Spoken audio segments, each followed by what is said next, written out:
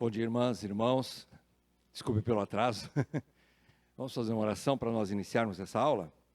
Ó Deus, com gratidão, Senhor, nós estamos reunidos aqui, podendo conhecer um pouco mais da Tua obra, através do Teu Filho Jesus.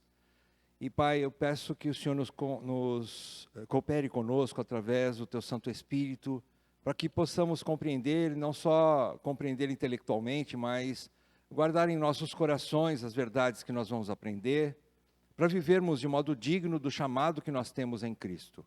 Ajuda-nos, Senhor, como igreja, a nos edificarmos mutuamente e especialmente, Senhor, sermos edificados pelo Teu Espírito e pela Tua Palavra. É o que nós te pedimos, em nome de Jesus. Amém, Pai. Amém. Irmãos, vamos dar continuidade, então, a nosso pequeno curso aí de 4 temas unificadores da Bíblia. Já vimos, como vocês já sabem, a parte da criação, agora estamos na queda, tá? Vamos fazer uma breve recapitulação sobre a queda. Nós já vimos na primeira aula sobre a origem do pecado, não é? Na segunda aula, da última vez que nós falamos, vimos a natureza do pecado, que é oposição a Deus, oposição contra Deus. O pecado afetou o intelecto, a vontade e os sentimentos do ser humano. Então vem lá do coração, não é? O coração, o pecado afetou. O pecado é um mal numa categoria específica, é um mal moral, né?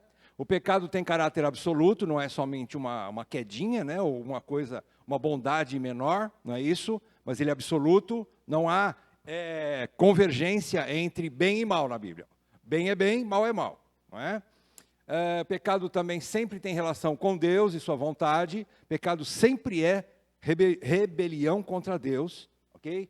Vimos que o pecado inclui a culpa e a corrupção, a contaminação inerente, todo ser humano já nasce em pecado, né? E por último, vimos também que o pecado tem sua sede no coração, que é o centro da vida, é o centro das decisões e dos sentimentos da vida, no coração, ok? Hoje, então, tem mais uma. O pecado não consiste apenas em atos manifestos, mas nós podemos pecar por pensamentos e palavras também, ok? Então, hoje nós vamos continuar falando sobre o pecado, mas estudaremos sobre a tentação. Vamos falar sobre tentação. Muito bem. Vamos ver aí, em primeiro lugar, os procedimentos do tentador. Eu quero que você abra a sua Bíblia em Gênesis 3, de 1 a 7. Gênesis 3, de 1 a 7. Nós vamos ver aí o relato bíblico sobre o tentador, a ação do tentador, não é?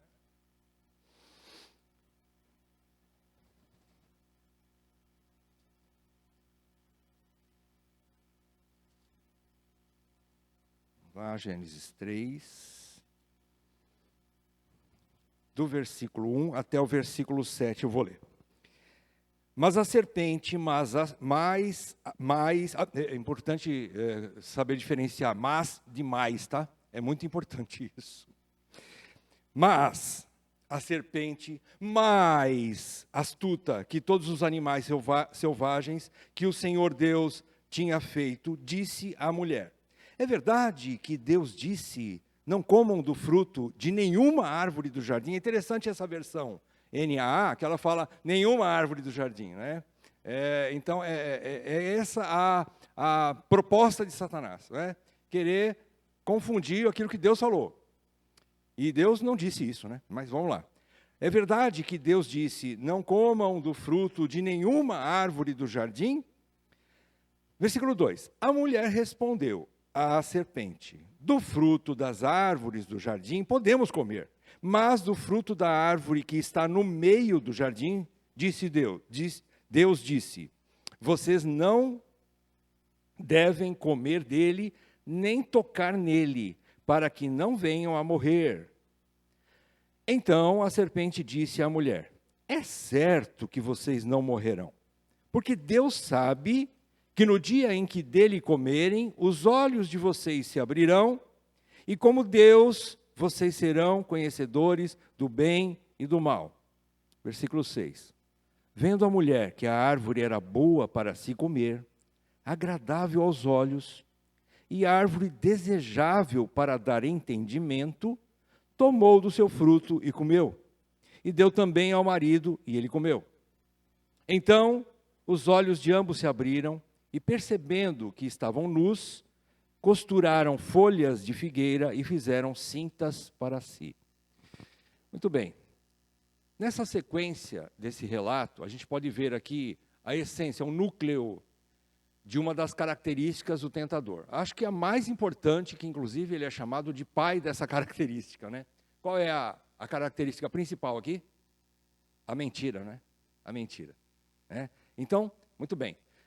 Berkoff, ele diz que a queda do homem foi ocasionada pela tentação da serpente, que semeou na mente dele, no caso aqui, primeiramente Eva, e depois também, claro, Adão, não é?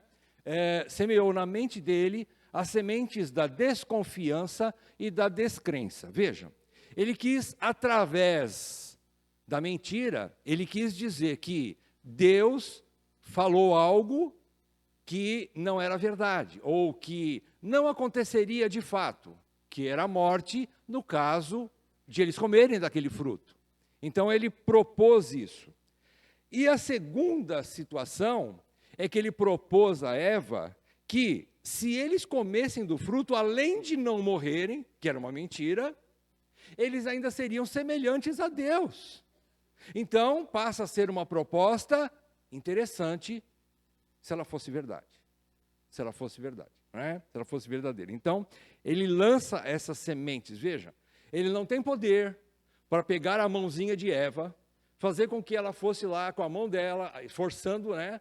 E ela pegasse o fruto e, com a força da mão de Satanás, né, da serpente, a serpente não tem mão, né, mas ali a personificação de Satanás era uma serpente, né, mas forçasse ela a engolir aquele fruto, comer de forma forçada. Não foi nada disso.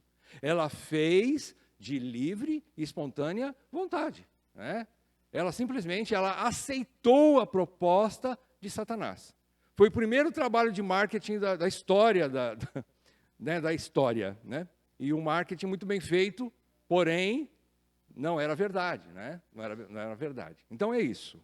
E, continuando, o objetivo do tentador era fazer Adão cair, pois era o chefe da aliança. Nós reconhecemos, nós temos uma doutrina que nós estudamos, que nós reconhecemos, nem todos os estudiosos, teólogos, aceitam esse tipo de visão. Mas nós temos a visão do federalismo, ou Adão é o cabeça federal da raça humana. O que é cabeça federal? É através dele que todos nós, né, nós temos vínculo com Adão, porque nós somos descendentes dele. Federal quer dizer isso, tudo o que vem de Adão passa para toda a humanidade, para a raça humana. Ele era o representante legal diante de Deus pela sua raça. Ele era o representante legal, então por isso ele é cabeça federal. Então, por ele ser o chefe, o cabeça dessa aliança com Deus, o tentador queria atingi-lo. Mas ele dirigiu-se a Eva. Por quê? Existem algumas respostas e tem algumas propostas de Louis Berkoff aqui que ele fala. Por que ele foi para cima de Eva? Né? Em primeiro lugar, ela não exercia chefia e não tinha a mesma responsabilidade. O peso da responsabilidade não era em maior grau de Eva, mas sim de Adão. Então, ele, como cabeça, inclusive chefe, né, por assim dizer, da própria esposa, ele tinha maior responsabilidade. Consequentemente, por não ter tanto peso assim, a mulher não tinha também, talvez, essa dificuldade de aceitar esse tipo de coisa. Essa é uma proposta que Louis Berkoff nos coloca. Segundo lugar, por que Satanás dirigiu-se a Eva? Bom, ela não recebeu diretamente a ordem de Deus, ela não ouviu a ordem de Deus, ela ouviu através do seu marido. O seu marido disse a ela. Então ela não recebeu diretamente de Deus. Olha, o peso também fica menor, não é? Fica menor. Ela não ouviu a voz de Deus, né, de forma tremenda ali, diante de Deus. Ela não ouviu assim. Então, não ouviu a ordem de Deus diretamente, né? O que poderia levá-la mais facilmente a ceder e duvidar. É uma possibilidade. Terceiro, Eva seria, sem dúvida, o instrumento mais eficiente para alcançar o coração de Adão. Se Satanás fosse diretamente em Adão, possivelmente ele encontraria mais dificuldade. Mas ele encontrou mais facilidade através da mulher, e ela era, por assim dizer, né, a dona do coração de Adão. Aquela que poderia atingir lá dentro do coração de Adão. Né? E foi o que ele fez. Isso chama-se astúcia. Astúcia é uma sabedoria que até sobrepuja a do homem, né? Porque Satanás tem esse discernimento, por assim dizer, né? Para o mal, claro, para o mal, e consequentemente ele soube lidar com a situação. Ele soube mexer as pedras no tabuleiro de forma que pudesse enredar Adão. E foi o que ele conseguiu, de fato, não é? Usando a mulher neste caso. Não é? Então, esse é o objetivo do tentador, atingir Adão. Se ele atingisse Adão, que era o representante legal de Deus na aliança, ele estaria atingindo toda a raça humana. O objetivo de Adão não é mais ficar disputando com Deus nas alturas, mas é destruir a criação de Deus. E a criação de Deus tem uma coroa, tem algo que é mais sublime do que tudo que Deus criou, que é a humanidade. Deus só fez um ser, nós vimos na criação, um ser com a sua imagem e semelhança, que é o homem. Então Deus, de forma especial, criou a humanidade, e por conta desse amor que ele tem pela humanidade, Satanás quer justamente fazer mal ao coração de Deus, por assim dizer, né? Atacando aquilo que ele mais ama, que é o próprio ser humano. Né? Então é isso que Satanás fez, atingir aquilo que Deus ama e ferir o coração de Deus. Já que ele não pode vencer Deus, ele quer fazer alguma coisa para atrapalhar os planos de Deus. Não é? Só que os planos de Deus são mais elevados do que o dele, e aí ele entrou nos planos de Deus. Não é? Isso que é interessante. Bom, vamos analisar mais um pouquinho sobre o curso seguido pelo tentador. Não é? Em primeiro lugar, Luiz Berkhoff diz que ele semeia a dúvida, já falamos sobre isso, né? Semeia a dúvida quanto às boas intenções de Deus, insinuando que sua ordem viola a liberdade dos direitos do homem. É mais ou menos isso que ele quis dizer. Ele quis dizer, olha, Deus não é tão bom como você imagina, porque ele vai te privar de uma coisa boa, e por conta disso, você vai deixar de ter essas coisas boas pela privação que Deus lhe deu.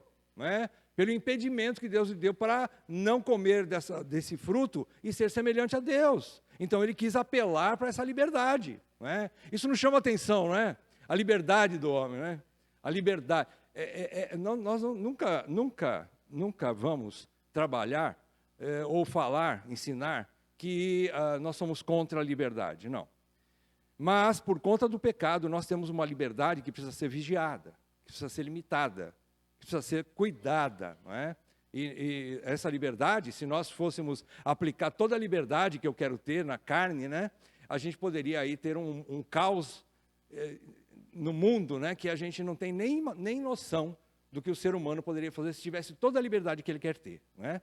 Então, por conta dessa situação, apesar do homem ter todo o jardim à sua disposição, é como se Satanás quisesse dizer assim, mas o melhor ainda faltou. Você tem tudo isso aí para você curtir, todo o jardim, mas ele te privou de você comer a cereja do bolo. É mais ou menos isso que ele quis dizer. A parte melhor Deus não te deu. A parte melhor ele guardou e não quer repartir com você. E você tem direito dela. Você tem direito de ser semelhante a ele. É isso que é a proposta que Satanás fez. Então, ele põe à prova as boas intenções de Deus, insinuando que Deus está privando a liberdade do homem, violando a liberdade e os direitos do homem. Não é? E Berkhoff diz na sequência que quando Satanás percebe que essa semente tinha criado raiz, como é que ele percebe? Quando Eva dá ouvidos para ele. Quando Eva dá ouvidos para ele, e dá atenção para ele, fica ali perto da árvore, ouvindo a sua voz, numa distância propícia para que ela ouvisse a voz. Vocês perceberam que ele se manifestou literalmente, toda a narrativa de Gênesis, né? Gênesis, todinho, e especialmente 1, 2 e 3, os 3 primeiros capítulos, são literais, são históricos. E a serpente que estava ali naquele, não sei se estava numa árvore, a serpente que estava ali era uma serpente mesmo, não tinha pernas, não tinha braços, era uma serpente. Então, uma serpente, o que você imagina de um ser como uma serpente, um animal como uma serpente? Ela é perigosa, porém ela só ataca quando você chega perto, ela não tem capacidade de correr atrás de você, ela não tem pernas. Por mais ágil que pudesse ser uma serpente, ela não tem essa capacidade de correr atrás de uma presa, né? Como um leão, como um leopardo e outros animais, né? Então, o que você imagina? Eva poderia ter saído dali, não é? Só o fato de ficar perto e dar ouvidos, né? Às vezes a gente fala para as nossas esposas, olha, nós vamos sair, mas você vai se tocar o telefone, você nem atende. Ou se tocar a campainha, você não sai lá fora. Algumas situações assim, quando você percebe alguma coisa, né, que está não muito segura para ela, né? Então tem algumas coisas que a gente orienta assim. E só o fato, às vezes, de dar ouvidos, às vezes é fácil cair em alguma enrascada. É fácil. Uma ligação, um telefone, enfim, algumas coisas semelhantes. Mas, então, aqui, o Satanás percebeu que essa semente tinha criado raiz, ou seja, ela deu ouvidos ao que ele falou, não é? E percebendo isso, ele continua e acrescenta as sementes da descrença e do orgulho. Você precisa ser igual a Deus. Veja, você sendo igual a Deus, você vai ter muito mais do que você tem simplesmente curtindo um jardim como esse. Você vai ter, né, vai ser semelhante a Deus em várias circunstâncias, né, oferecendo o que ele não tinha para dar para ela, né? Mais uma vez, a mentira envolvida no sistema de marketing do inimigo, de Satanás, né? A mentira, né? Então, ele semeia o orgulho, o desejo de ser semelhante a Deus, acima do que eles já tinham. Eles queriam mais, ela queria mais. Lógico, Adão também, porque se ele não quisesse, ele podia bloquear e não comer, mas ele também desejou, né? Ele também desejou. Então, a descrença, o orgulho, negando o resultado da morte pela desobediência, e acusa Deus de egoísmo por manter o homem em sujeição a ele mesmo. Então, Satanás está mostrando, olha, primeiro, Deus não é tão bom assim, o que ele falou não é totalmente verdade, e o que ele está querendo privar de você, você é o melhor da festa, né? Ele não quer que você coma daquela árvore que justamente vai fazer com que você seja melhor ou tenha mais do que você já tem, né? Essa é a estratégia, oferecer mais. Então, a insatisfação do coração do homem e da mulher, por conta do que eles já tinham, levou a esse orgulho de querer mais, querer ser semelhante a Deus, né? E aí, Satanás sabia, né? Essa proposta aqui, ele foi na veia, né, dessa situação. É interessante isso. Ele afirma que, ao comer da árvore, o homem seria como Deus. Essas elevadas expectativas induziram Eva a apreciar mais aquela árvore, apreciar mais. Opa, aquela árvore não é tão ruim assim. Deus proibiu, mas ele está me proibindo de uma coisa boa, né? Então, ela criou expectativas boas, elevadas a respeito daquela árvore, e finalmente o desejo lhe moveu a mão, o desejo dela lhe moveu a mão, né? Ela partiu para a ação, né? Ela partiu para a desobediência, da prática, né? Então, veja, começou no coração, na mente, vai para o coração, o desejo do coração, e impulsionou, né, os sentimentos e a decisão dela, de Eva, de comer, né? Ela tomou a decisão de comer, né? Moveu a mão, o desejo dela lhe moveu a mão. Ela comeu do fruto e também deu ao marido, e ele comeu. Então, queridos, vocês perceberam a estratégia? Ele não precisa encostar um revólver na sua cabeça para levar você ao pecado. A tentação não funciona assim.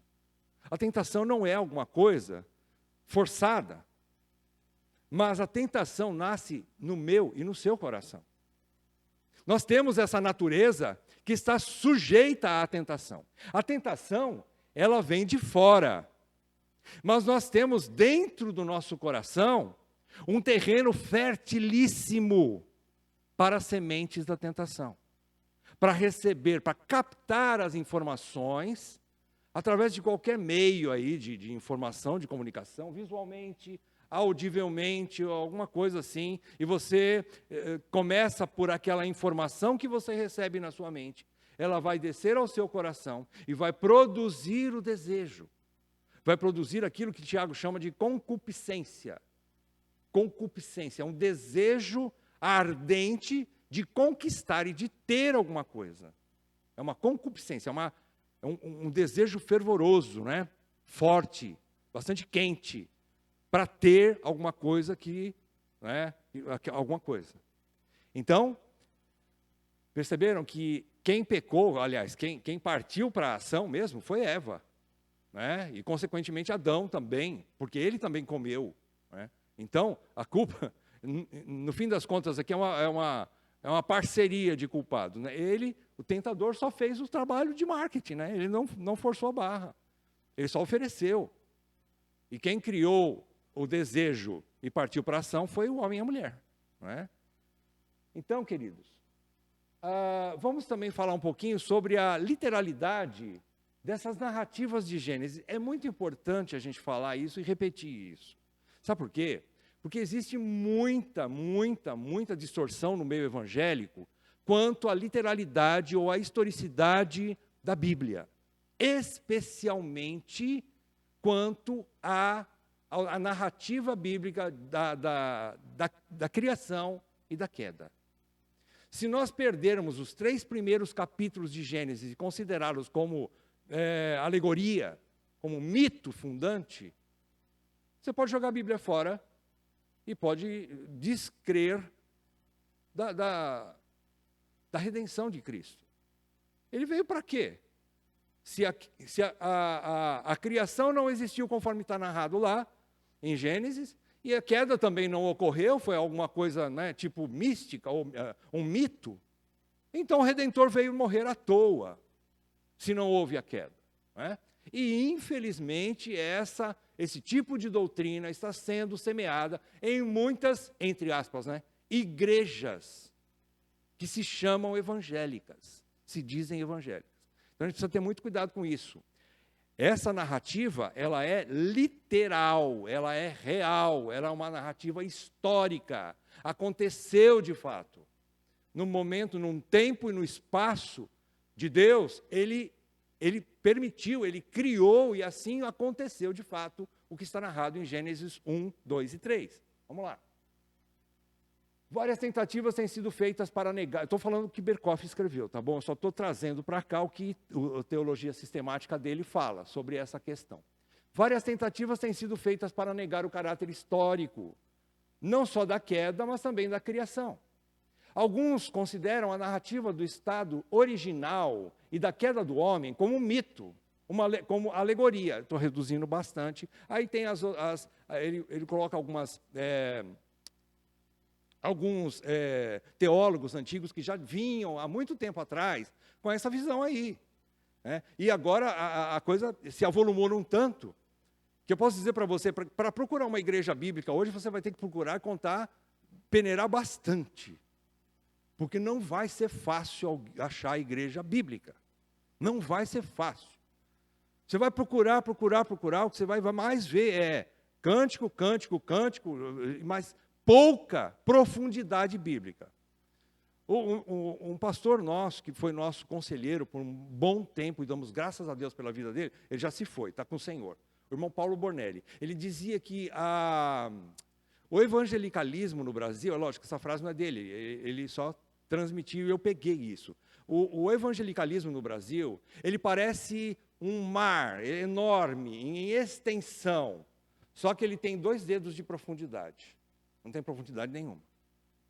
Quando nós deveríamos ser um pequeno poço, talvez de 1 metro de diâmetro, mas que tivesse pelo menos 100 metros de profundidade. Isso é água. Isso é realmente o que a igreja evangélica brasileira deveria ser. Profundidade bíblica. E, infelizmente, esse é um dos pontos que está sendo, inclusive aí, você perde toda a autoridade da Bíblia. Se você não vê como literais esses acontecimentos, fatos, não é? Se você não vê assim, a Bíblia torna-se um livro de história, não é? Como você pode ler aí qualquer outro livro de história, de romance. É um romance. Então, é histórico, né? As narrativas são históricas. Mas todas essas interpretações aqui, né, dessas pessoas que querem levar a essa visão de que a criação e a queda são mito, essas interpretações são insustentáveis. Aonde que você vai se referenciar? Você vai ter referência? Nas Escrituras. Augusto de Nicodemos fala assim: todo debate que eu entro para discutir, uma vez ele estava contando sobre isso, num encontro de homens lá em Maringá. Nós estávamos lá. O Augusto de Nicodemos disse assim: eu entro nos debates, às vezes me convidam para entrar em algum debate. Esses tempos atrás me levaram lá numa igreja, vários pastores batistas, presbiterianos, estavam juntos discutindo sobre o pastorado feminino. E tinha uma mulher lá, uma pastora, muito inteligente. Ele falou que essa mulher passou a perna em todos os outros irmãos que estavam lá. Mas quando chegou na vez dele, ele falou assim: vamos trazer então para a Bíblia, para questionarmos essa situação ou analisarmos essa situação pelas Escrituras. Não.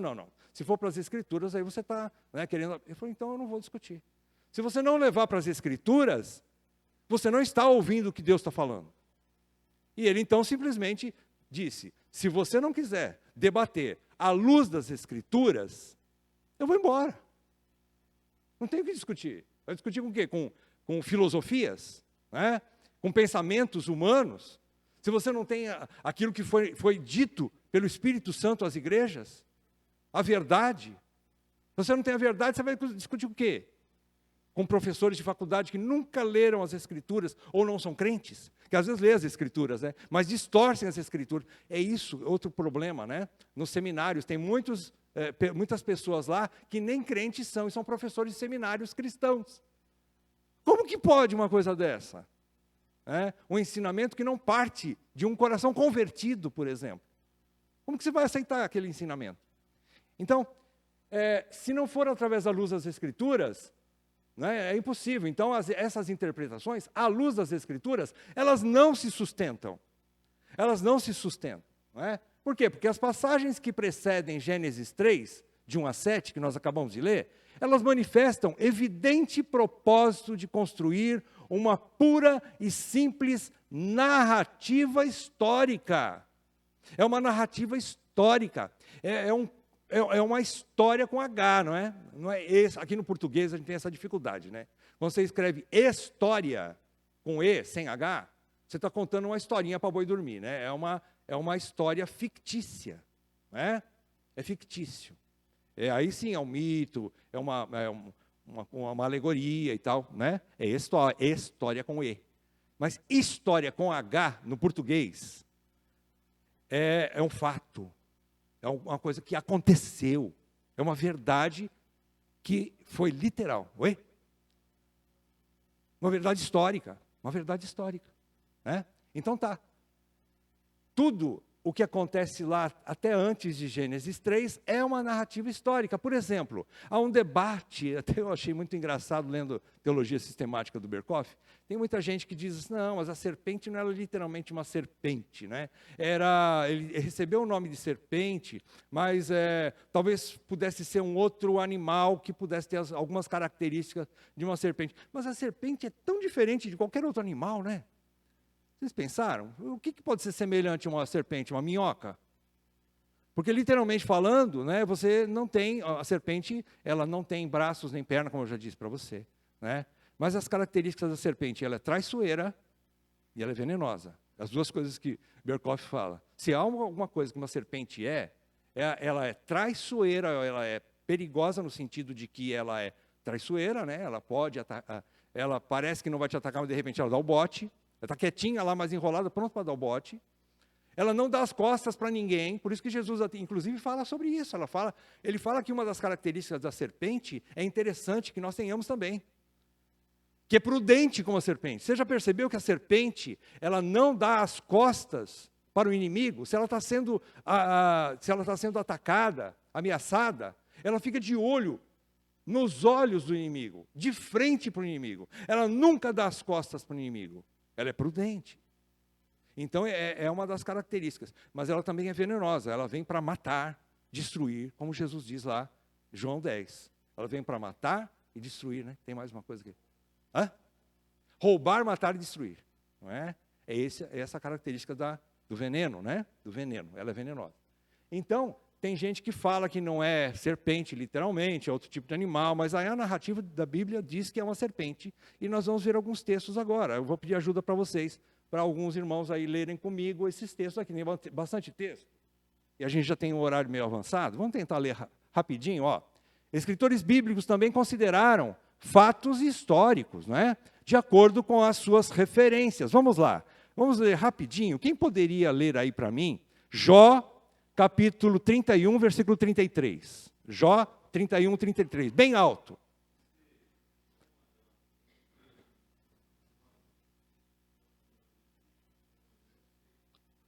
Olha só, Jó está narrando, está dizendo ali, usando Adão como referência de pecado. Adão pecou.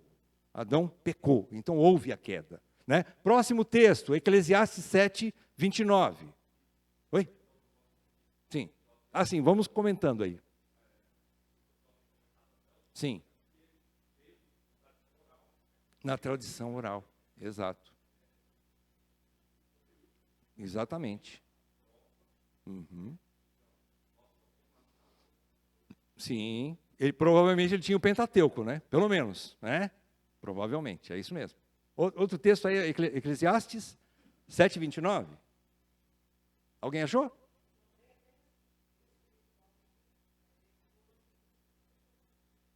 Muitas o quê? Intrigas, mostrando mais uma vez, a criação original foi boa, foi pura, mas eles mesmos se meteram em muitas enrascadas, né? Em outras versões acho que diz isso, né? Se meteram em muitas intrigas, olha só. Então mostrando mais uma vez a queda, o fato da queda, é um fato. Salomão escreveu isso, então ele está narrando uma realidade lá de trás. O homem foi criado bom, perfeito, mas ele caiu. Porque ele quis, porque ele procurou. Né? Isaías 43, 27.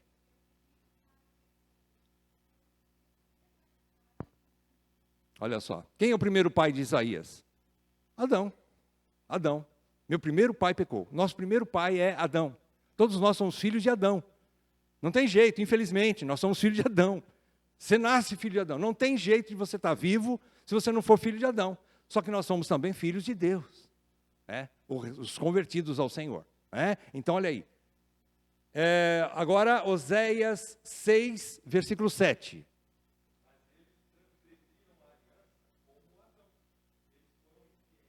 Olha aí, mais uma vez narrando a queda, né? Foram infiéis a Deus. Adão foi infiel a Deus. Deus está falando ali através de Oséias que o povo de Israel se meteu na mesma rebeldia, desobediência que Adão. Deus está dizendo isso. E o profeta registra a fala de Deus. Né? Depois, Romanos 5, 12.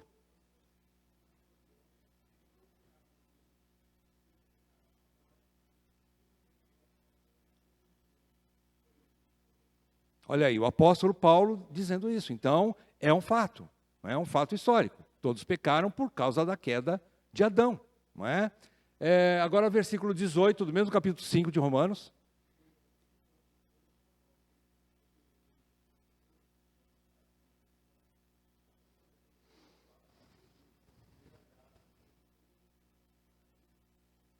Isso. 19.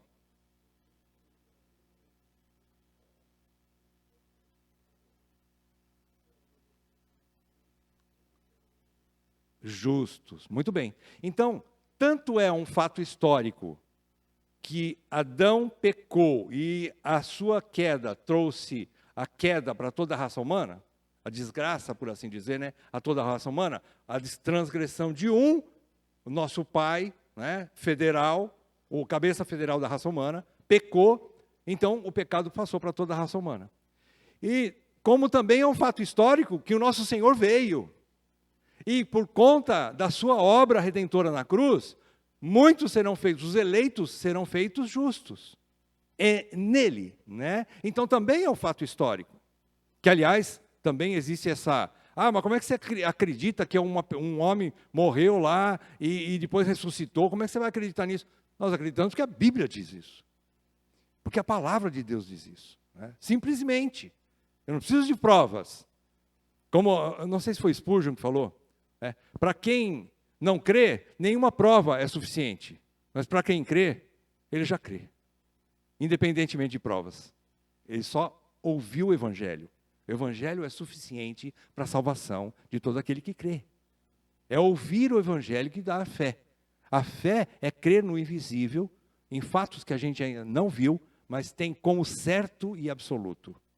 Convicção daquilo que aconteceu de fato, especialmente a redenção. Não é? Muito bem. Agora, oi?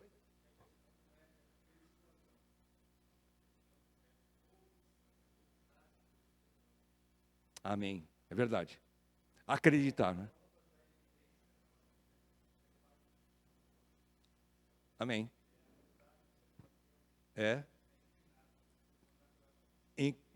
Não inclina para crer, não é? Exato. Exatamente. Se o Espírito Santo não abrir os olhos, né? Não tem quem faça. Não tem quem faça. Né? Muito bem. Aí temos aí outro texto, 2 Coríntios 11:3. Aqui, a questão da serpente, literal, ó. 2 Coríntios 11:3. 11:3.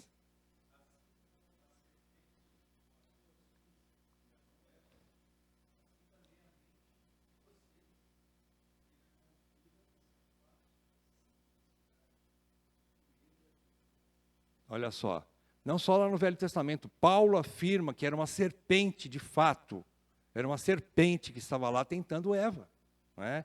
E levou ela como se desviasse da pureza que há em Cristo. Aliás, levou ela a desobedecer a Deus, e da mesma forma ele está tentando a gente hoje, tentando tirar a gente da simplicidade que há em Cristo. Não é? É o que ele está tentando fazer através da tentação, o tentador. Né? Último texto, 1 Timóteo 2:14.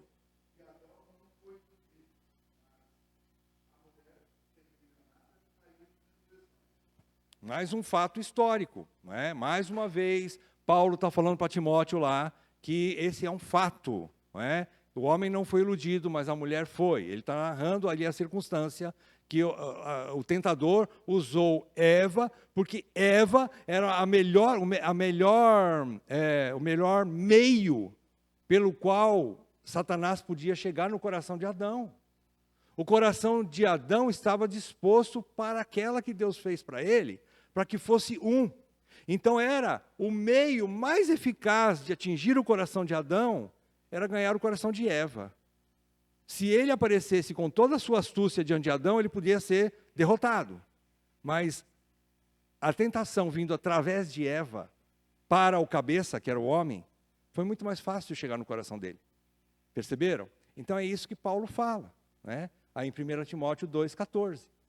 Muito bem, encerrando, eu queria que a gente pudesse ler juntos o texto que eu vou pôr aqui, porque essa finalização, na verdade, não é do livro do Teologia Sistemática, mas é para a gente guardar essa lição para nós, para nos fortalecermos, né, na fé e sabermos que nós somos esses guerreiros, mas que estão aos pés da cruz.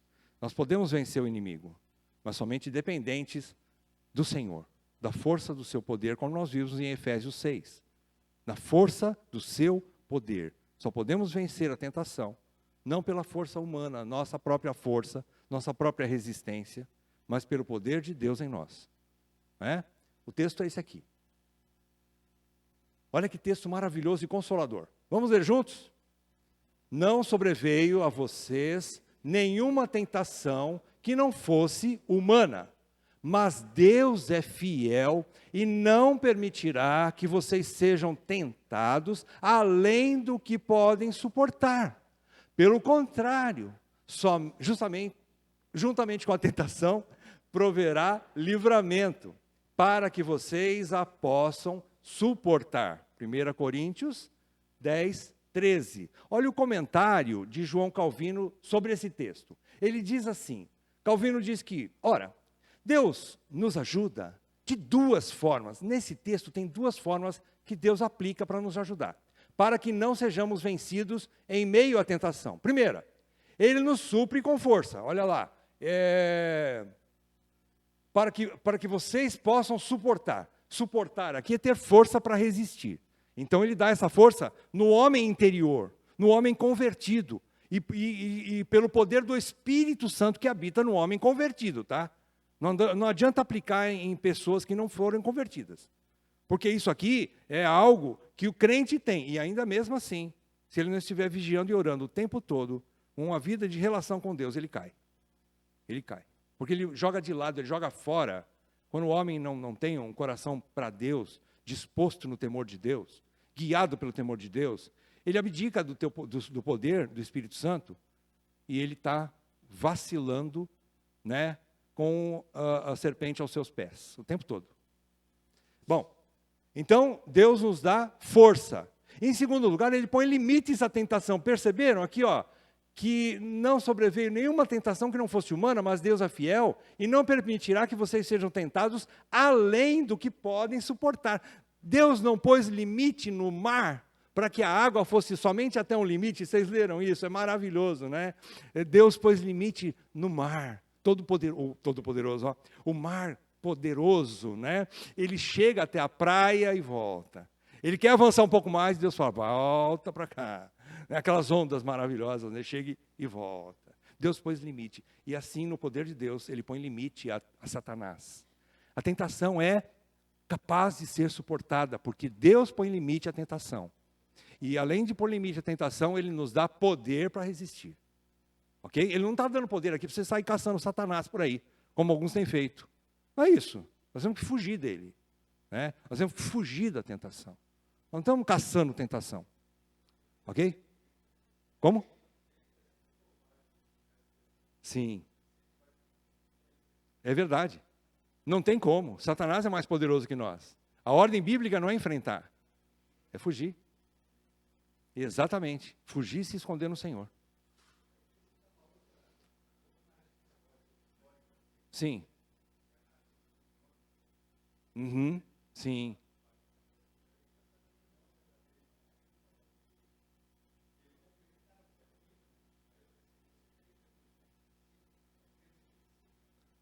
Perfeito. Então Jesus está citando uma fábula? Ele não ia fazer isso. Com certeza. É isso. Muito bem, irmãos, vamos orar?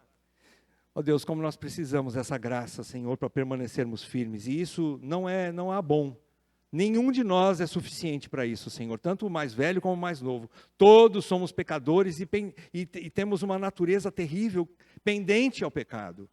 Ó Deus, não permita que, então, como o Senhor prometeu, nenhuma tentação venha sobre nós, além daquilo que possamos suportar. E eu clamo a Ti, por mim e pelos meus amados irmãos e irmãs aqui, que o Senhor nos dê essa força no Espírito, para podermos fugir no dia da tentação, no momento da tentação. Que o Senhor nos preserve em santidade. Só o Teu poder pode nos fazer isso. É o que eu te peço em nome de Jesus. Amém, Pai. Amém.